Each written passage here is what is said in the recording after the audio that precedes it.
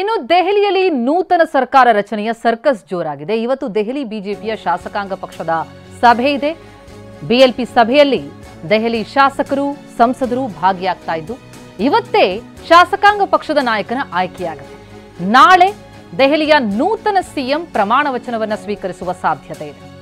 ರಾಮಲೀಲಾ ಮೈದಾನದಲ್ಲಿ ಪ್ರಮಾಣ ವಚನ ಸಮಾರಂಭಕ್ಕೆ ಸಿದ್ಧತೆ ಕೂಡ ಆಗಿದೆ. ಈ ಸಮಾರಂಭದಲ್ಲಿ ಬಿಜೆಪಿ ಮತ್ತು ಎನ್ಡಿಎ ನಾಯಕರೆಲ್ಲರೂ ಕೂಡ ಭಾಗಿಯಾಗಲಿದ್ದಾರೆ.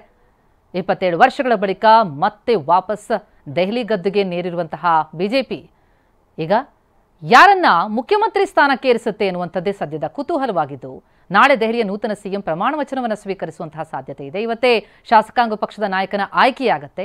ರೇಸ್ನಲ್ಲಿರುವಂಥವರನ್ನ ಕೂಡ ಗಮನಿಸ್ತಾ ಇದ್ದೀವಿ. ಶಾಸಕಾಂಗ ಪಕ್ಷದ ಸಭೆಯಲ್ಲಿ ಬಿಎಲ್ಪಿ ಸಭೆಯಲ್ಲಿ ದೆಹಲಿ ಶಾಸಕರುಗಳು ಸಂಸದರು ಎಲ್ಲರೂ ಕೂಡ ಭಾಗಿಯಾಗ್ತಾ ಇದ್ದಾರೆ. ರಾಮಲೀಲಾ ಮೈದಾನದಲ್ಲಿ ಪ್ರಮಾಣ ವಚನಕ್ಕೆ ಎಲ್ಲ ಸಿದ್ಧತೆ ಕೂಡ ಆಗಿದೆ. ಈ ಸಮಾರಂಭದಲ್ಲಿ ಎನ್ಡಿಎ ನಾಯಕರೆಲ್ಲರೂ ಕೂಡ ಅಂದರೆ ಬಿಜೆಪಿಯವರು ಕೂಡ ಎಲ್ಲರೂ ಭಾಗಿಯಾಗ್ತಾರೆ.